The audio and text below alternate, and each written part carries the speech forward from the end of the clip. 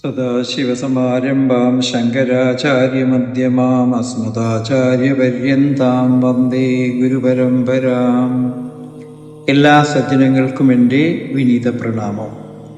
ഓം നമോ ഭഗവതേ ഭൂതനാഥായ. ഓം നമോ ഭഗവതേ ഭൂതനാഥായ. ഓം നമോ ഭഗവതേ ഭൂതനാഥായ.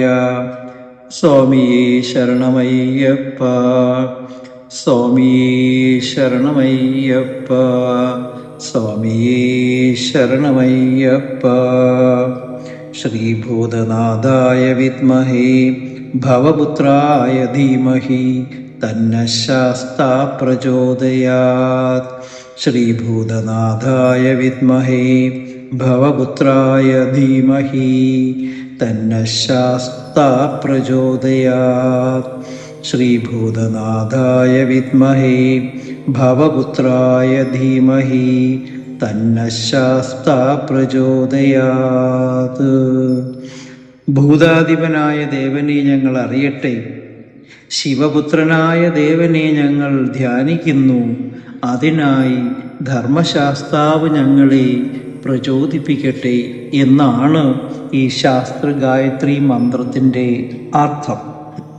കഴിഞ്ഞ 2 ദിവസങ്ങളിലായി നമ്മൾ ഹരിവരാസന കീർത്തനത്തിലെ 1-ാമത്തെയും 2-ാമത്തെയും ശ്ലോകങ്ങളാണ് വിചാരം ചെയ്തത്. ഇന്ന് നമ്മൾ ഹരിവരാസന കീർത്തനത്തിലെ 3-ാമത്തെ ശ്ലോകത്തെക്കുറിച്ചാണ് ചർച്ച ചെയ്യുന്നത്. ഈ 3-ാമത്തെ ശ്ലോകം പ്രണയസത്യകം പ്രാണനായകം പ്രണതകൽപകം സുപ്രഭാഞ്ജിതം പ്രണവമന്ദിരം കീർത്തനപ്രിയം ഹരിഹരാത്മജം ദേവമാശ്രയേ. പ്രണയസത്യകം പ്രാണനായകം പ്രണതകൽപകം സുപ്രഭാഞ്ജിതം പ്രണവമന്ദിരം കീർത്തനപ്രിയം ഹരിഹരാത്മജം ദേവമാശ്രയേ. ഇതിൽ നമുക്ക് പരിചയപ്പെടേണ്ട പദങ്ങൾ പ്രണയസത്യകം, പ്രാണനായകം, പ്രണതകൽപകം, സുപ്രഭാഞ്ജിതം, പ്രണവമന്ദിരം, കീർത്തനപ്രിയം, ഹരിഹരാത്മജം ദേവമാശ്രയേ. നമുക്കിതിൻ്റെ പെട്ടെന്ന് മനസ്സിലാക്കാൻ പറ്റുന്ന ഒരു അർത്ഥതലത്തിലേക്ക് ആദ്യം പോകാം. പ്രണയസത്യകമെന്നാൽ സത്യകയെ പ്രണയിച്ചവനും, പ്രാണനായകം അവളുടെ പ്രാണനായകനും, പ്രണതകൽപകം നമസ്കരിക്കുന്നവർക്ക് കൽപ്പവൃക്ഷം പോലെ ഉള്ളവനും, സുപ്രഭാഞ്ജിതം സുപ്രഭ എന്ന പത്നിയാൽ ശോഭിക്കുന്നവനും, പ്രണവമന്ദിരം ഓംകാരസ്വരൂപനും, കീർത്തനപ്രിയം കീർത്തനപ്രിയനുമായ ഹരിഹരാത്മജം ഹരിഹരപുത്രനുമായ ദേവമാശ്രയേ ദേവനെ ഞാൻ ആശ്രയിക്കുന്നു. സത്യകയെ പ്രണയിച്ചവനും അവളുടെ പ്രാണനായകനും, നമസ്കരിക്കുന്നവർക്ക് കൽപ്പവൃക്ഷം പോലെ ഉള്ളവനും, സുപ്രഭ എന്ന പത്നിയാൽ ശോഭിക്കുന്നവനും, ഓംകാരസ്വരൂപനും, കീർത്തനപ്രിയനും, ഹരിഹരപുത്രനുമായ ധർമ്മശാസ്താവിനെ അയ്യപ്പസ്വാമിയെ ഞാൻ ആശ്രയിക്കുന്നു എന്നാണ് നമുക്ക് വളരെ പെട്ടെന്ന് മനസ്സിലാക്കുവാൻ പറ്റുന്ന ഒരു അർത്ഥതലം. അപ്പം ഈ ശ്ലോകത്തിലൂടെ ഭഗവാന്റെ ധർമ്മശാസ്താവിൻ്റെ ഗൃഹസ്ഥാശ്രമ സ്വരൂപത്തെയാണ് നമ്മൾ വർണ്ണിക്കുന്നത്. ധർമ്മശാസ്താവ് സുപ്രഭ, സത്യക എന്നീ പത്നിമാരോടുകൂടിയവനാണ്. പൂർണ്ണ, പുഷ്കല എന്നീ പേരുകളും നമ്മൾ ഉപയോഗിക്കാറുണ്ട്. സത്യകൻ ധർമ്മശാസ്താവിൻ്റെ പുത്രനുമാണ്. അപ്പം നമ്മൾ ഓർത്തിരിക്കേണ്ടത് ധർമ്മശാസ്താവ് പത്നി സമേതനാണ്. എന്നാൽ അയ്യപ്പസ്വാമി അങ്ങനെയല്ല. അപ്പോൾ അയ്യപ്പസ്വാമിയുടെ ബ്രഹ്മചര്യ സ്വരൂപത്തിലാണ്, ആ ഭാവത്തിലാണ് ശബരിമലയിൽ നാം ആരാധിക്കുന്നത്. ഇത് രണ്ടും രണ്ടു തലങ്ങളിൽ നിന്നുകൊണ്ട് വ്യക്തമായി നമ്മൾ വേറിട്ടു മനസ്സിലാക്കേണ്ടതു തന്നെയാണ്. അപ്പോൾ അച്ചൻകോവിൽ ക്ഷേത്രത്തിൽ പ്രതിഷ്ഠിച്ചിരിക്കുന്നത് ധർമ്മശാസ്താവിൻ്റെ ഗൃഹസ്ഥ സ്വരൂപത്തിലോ അല്ലെങ്കിൽ അതേ ഭാവത്തിലോ ആണ്. എന്നാൽ ശബരിമലയിൽ അങ്ങനെയല്ല. ഇനി നമുക്ക് നമ്മുടെ ഈ ശ്ലോകത്തിലെ വാക്കുകൾക്ക് കുറച്ചുകൂടെ വിശാലമായ ഒരു അർത്ഥതലം കണ്ടെത്താം. പ്രണയസത്യകൻ എന്നാൽ പുത്രനായ സത്യകനെ വാത്സല്യപൂർവം സ്നേഹിക്കുന്ന ഭഗവാൻ എന്നൊരർത്ഥം കൽപ്പിക്കാം. സത്യകനെ വാത്സല്യപൂർവം സ്നേഹിക്കുന്ന ഭഗവാൻ, സത്യകനെന്ന പുത്രനെ വാത്സല്യപൂർവം സ്നേഹിക്കുന്ന ഭഗവാൻ എന്നും ഒരർത്ഥം കൽപ്പിക്കാം. അതേപോലെ സത്യകനെന്നാൽ നേരുള്ളവൻ എന്നൊരർത്ഥവുമുണ്ട്. പ്രണയനമെന്നാൽ അനുഷ്ഠിക്കൽ. അതിനാൽ പ്രണയസത്യകൻ എന്നാൽ സത്യത്തെ നടപ്പാക്കുകയും നിറവേറ്റുകയും ചെയ്യുന്നവൻ എന്നും അർത്ഥമെടുക്കാം. പ്രണയസത്യകൻ എന്നാൽ സത്യത്തെ നടപ്പാക്കുകയും നിറവേറ്റുകയും ചെയ്യുന്നവനെന്നും നമുക്ക് അർത്ഥം എടുക്കാം. പ്രണയസത്യകൻ എന്നാൽ സത്യത്തെ കാക്ഷിക്കണമെന്നും നമുക്ക് കരുതാം. സത്യത്തെ കാക്ഷിക്കുന്നവൻ. ഏകമായ സത്യം ബ്രഹ്മമാണ് എന്ന് നമുക്കെല്ലാം അറിയാം, എല്ലാ ഭക്തർക്കും അറിയാം. ഏകമായ സത്യം ബ്രഹ്മമാണ്.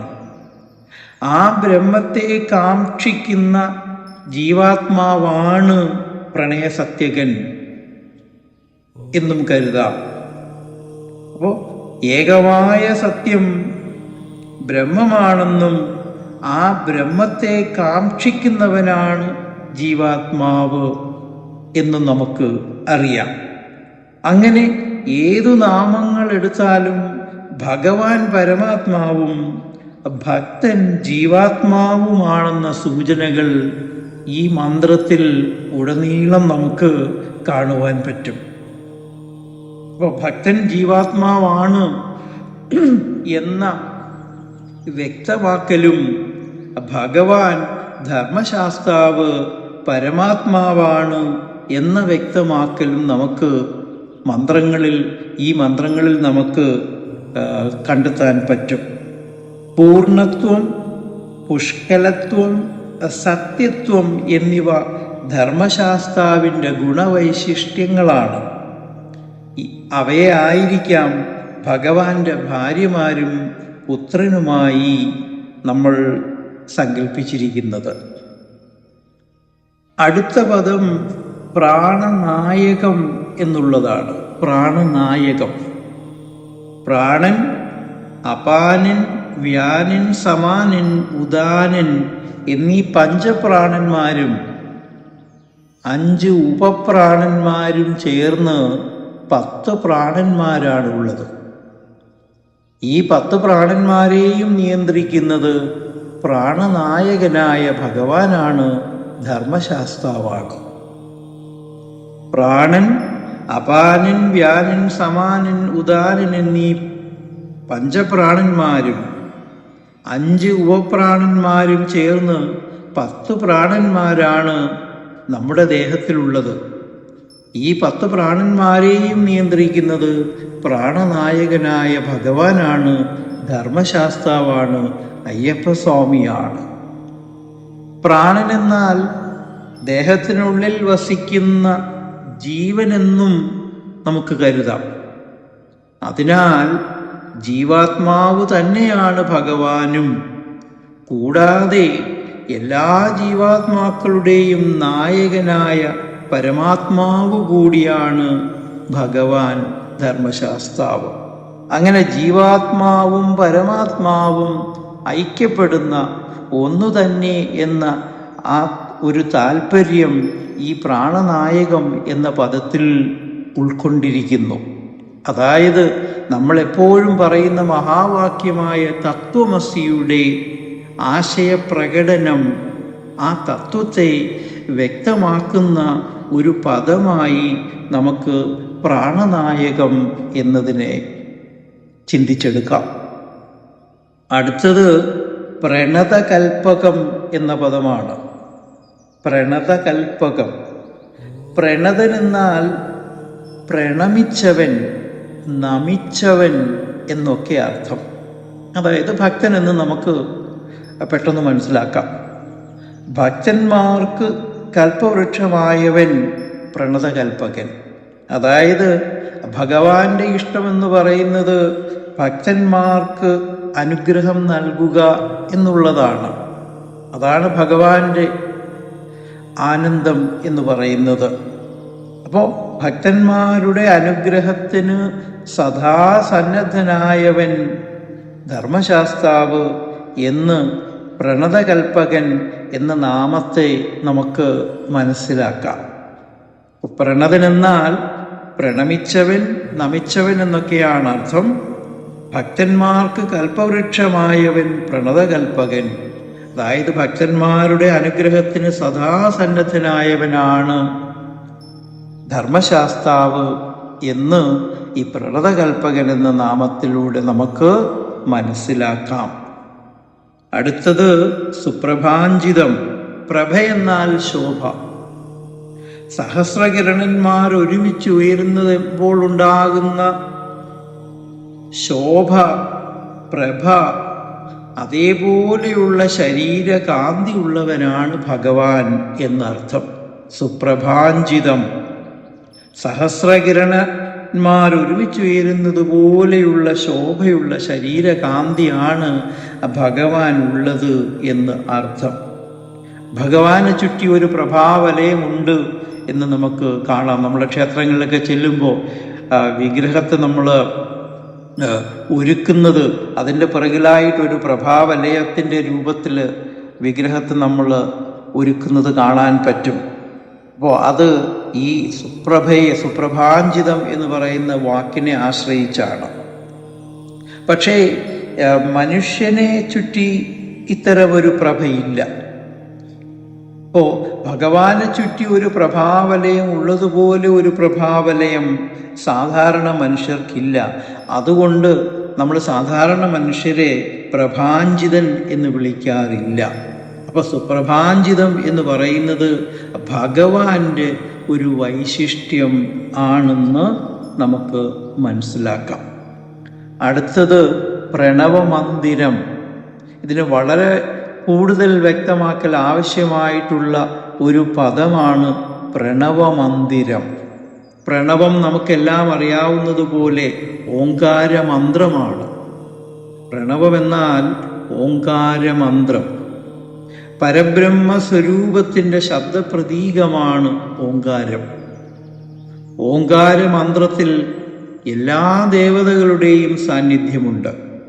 ഈ പദത്തിലൂടെ ധർമ്മശാസ്താവിനെ നമ്മൾ ബ്രഹ്മചൈതന്യമായി സങ്കൽപ്പിച്ച് സ്തുതിക്കുകയാണ് ചെയ്യുന്നത്. നമ്മുടെ ഉള്ളിൽ ആത്മസ്വരൂപമായി വർത്തിക്കുന്നതും പ്രണവപ്രതീകമായ ജീവാത്മാവാണ്. ഭഗവത്ഗീതയിൽ പറയുന്നുണ്ട്, ഇദം ശരീരം കൗന്ദേയ ക്ഷേത്രമിത്യഭിധീയതേ എന്ന്. അതായത് മനുഷ്യ ശരീരത്തെ പോലും നമുക്ക് പ്രണവമന്ദിരമായി കരുതാം എന്നർത്ഥം. പക്ഷേ നമ്മുടെ ജീവാത്മാവ് അവിദ്യ എന്ന ഉപാധിയിൽ ബദ്ധനാകയാൽ നമുക്ക് ശരീരത്തിൽ വിരാജിച്ചരുളുന്നു എന്ന് നമുക്ക് പറയുവാൻ പറ്റില്ല. പക്ഷേ ഭഗവത് ശരീരം അവിദ്യാരഹിതമാണ്. മനുഷ്യ ശരീരം അവിദ്യാരഹിതമല്ല. പക്ഷേ ഭഗവത് ശരീരം അവിദ്യാരഹിതമാണ്. അതുകൊണ്ട് നമുക്ക് ഓങ്കാരസ്വരൂപമായ പരമാത്മാവ് വിരാജിച്ചരുളുന്ന പ്രണവമന്ദിരമാണ് ഭഗവത് ശരീരമെന്ന് പറയാം. ഓങ്കാരസ്വരൂപമായ പരമാത്മാവ് വിരാജിച്ചരുളുന്ന പ്രണവ മന്ദിരമാണ് ഭഗവത് ശരീരം എന്ന് പറയാം. പക്ഷേ മനുഷ്യ ശരീരം അങ്ങനെയാണ് എന്ന് നമുക്ക് പറയുവാൻ കഴിയുകയില്ല. പ്രണവമന്ദിരൻ എന്നതിനെ പ്രണവത്തിനു മന്ദിരമായവനെന്നും പ്രണവത്തിനെ മന്ദിരമാക്കിയവനെന്നും രണ്ട് രീതിയിലും നമുക്ക് അർത്ഥം കൽപ്പിക്കുന്നതിൽ തെറ്റൊന്നുമില്ല. അടുത്ത പദം കീർത്തനപ്രിയം എന്നതാണ്. ഭക്തരുടെ സ്തുതിയിലൂടെ കീർത്തനാലാപനത്തിലൂടെ ഭഗവാന് പ്രത്യേകിച്ച് നേടാനൊന്നുമില്ല. അപ്പോൾ ഭക്തരെല്ലാം ഭഗവാനെ സ്തുതിക്കുന്നു, കീർത്തിക്കുന്നു. പക്ഷെ അതുകൊണ്ട് ഭഗവാൻ എന്താണ് നേട്ടം? ഭഗവാന് പ്രത്യേകിച്ച് നേട്ടമൊന്നുമില്ല. ഭഗവാനെ കീർത്തിച്ചാലും കീർത്തിച്ചില്ലെങ്കിലും ഒന്നും തന്നെ പ്രത്യേകതയൊന്നുമില്ല. പക്ഷേ എന്തിനാണ് നമ്മൾ ഭഗവാനെ കീർത്തിക്കുന്നത്? ഞാൻ നേരത്തെ പറഞ്ഞതുപോലെ എല്ലാ കീർത്തനങ്ങളിലും നമ്മൾ പറയുന്നത് അല്ലെങ്കിൽ സ്തുതിക്കുന്നത് ഭഗവാന്റെ ഗുണകർമ്മ സ്വഭാവങ്ങളെയാണ്. ഈ ഗുണകർമ്മ സ്വഭാവങ്ങൾ ഭക്തൻ ഇങ്ങനെ കീർത്തനത്തിലൂടെ സ്തുതിക്കുമ്പോൾ അവൻ അതിനെ കൂടുതൽ മനസ്സിലാക്കുന്നു, സ്വായത്തമാക്കുന്നു, അറിവ് നേടുന്നു.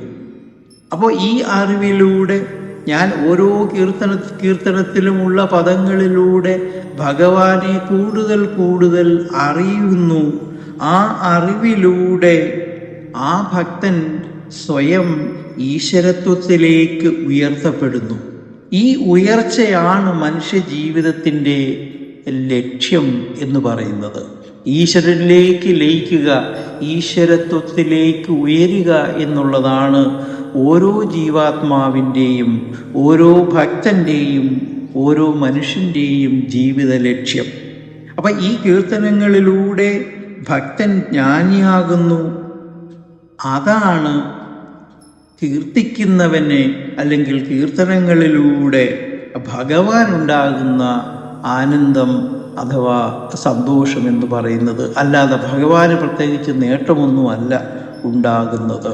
അതുകൊണ്ട് നമ്മളെല്ലാം കീർത്തനങ്ങളിലൂടെ ആ കീർത്തനങ്ങളിൽ പറയുന്ന ഗുണവിശേഷങ്ങളെ, സ്വഭാവവിശേഷങ്ങളെ നല്ല രീതിയിൽ മനസ്സിലാക്കി ഉൾക്കൊണ്ട് കീർത്തിക്കണം.